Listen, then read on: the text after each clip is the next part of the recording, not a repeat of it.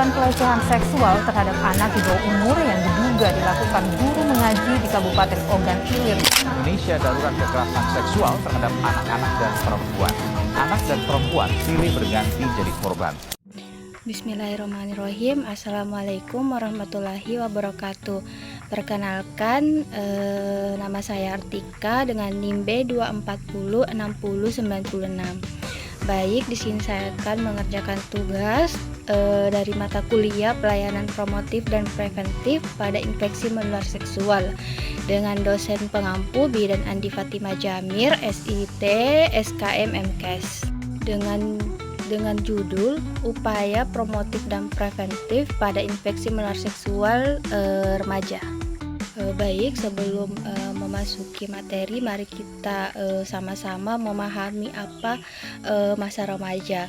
Menurut WHO, masa remaja adalah perkembangan manusia yang ditandai dengan adanya ciri-ciri seksual sekunder sampai pada kematangan kapasitas seksual dan reproduksi, pencapaian mental dan identitas kedewasaan, serta transisi dari ketergantungan sosioekonomi menuju kemandirian.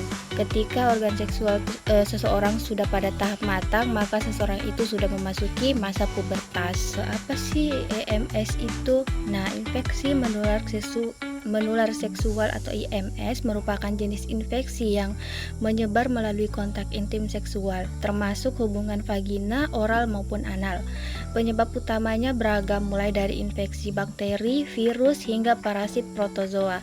IMS telah menjelma menjadi masalah kesehatan dunia yang serius akibat menyebabkan angka kesakitan atau morbiditas dan kematian atau mortalitas yang signifikan di berbagai negara, salah satunya di Indonesia. Prevalensi IMS pada kelompok usia 15-24 tahun terus mengalami peningkatan dalam beberapa tahun terakhir. Berdasarkan Riskesdas tahun 2018, prevalensi sifilis tertinggi ditemukan pada rentang usia 15-24 tahun atau sekitar 1,2% dan HIV/AIDS sekitar 0,3%. Adapun kelompok IMS, di mana IMS dapat dikelompokkan menjadi dua berdasarkan penyembuhnya, yaitu yang dapat disembuhkan seperti sifilis, gonore, klamidia, dan trichomoniasis, dan yang tidak dapat disembuhkan tetapi dapat diringankan melalui pengobatan seperti hepatitis B, herpes, human imunodefisiensi virus atau HIV, dan human papillomavirus atau HPV. Adapun upaya promotif yang dapat dilakukan adalah promosi seks aman, di mana promosi perilaku seks aman seperti penggunaan kondom dapat membantu mencegah penularan IMS. Lalu promosi kehidupan sehat seperti menjaga kebersihan diri dan menghindari penggunaan narkoba juga dapat membantu mencegah IMS. Lalu penyebaran informasi seperti informasi tentang IMS melalui media sosial, sekolah, dan lembaga kesehatan dapat meningkatkan kesadaran pengetahuan remaja. Lalu penggunaan kondom. Penting untuk menekankan penggunaan kondom secara konsisten dan benar untuk mencegah penularan IMS. Lalu ada abstensia, di mana pencegahan IMS dapat dimulai dengan abstain dari hubungan seksual di luar pernikahan karena hubungan seksual adalah cara utama penularan IMS. Lalu setia pada pasangan. Penting untuk tetap setia pada pasangan yang sah untuk mencegah penularan IMS melalui hubungan seksual. Lalu yang terakhir, pencegahan melalui darah, di mana pencegahan IMS juga dapat dilakukan dengan memastikan darah donor dan alat medis yang digunakan steril. Selain upaya promotif, ada juga upaya preventif. Yang pertama, edukasi kesehatan reproduksi, di mana penting untuk memberikan edukasi yang komprehensif tentang kesehatan reproduksi, termasuk pencegahan IMS, seks aman, dan penggunaan kondom.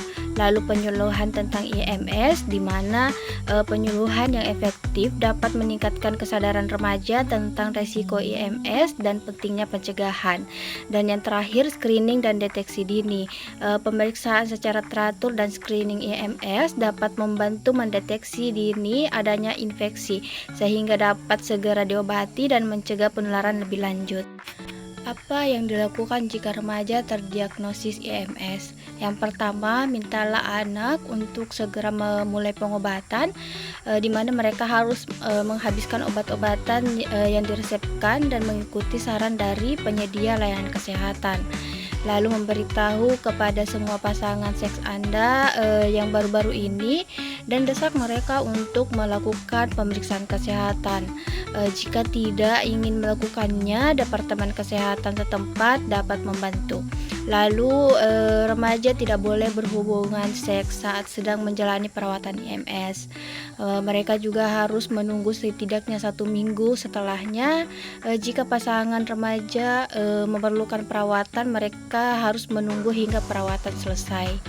Lalu remaja harus menjalani tes lanjutan untuk memastikan IMS telah diobati.